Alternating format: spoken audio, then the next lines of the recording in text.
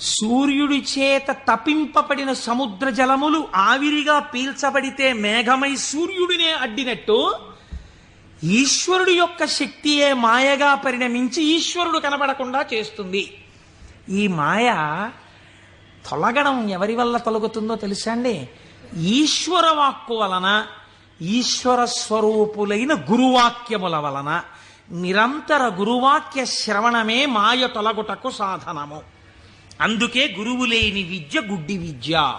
ఆ గురువు అనుగ్రహం ఉంటే తప్ప మాయ తొలగదు.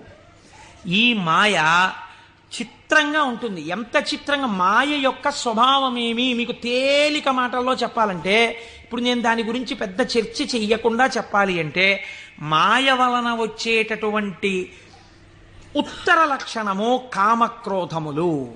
ఎందుచేత వెంటనే ఈశ్వరుడితో ఉన్నటువంటి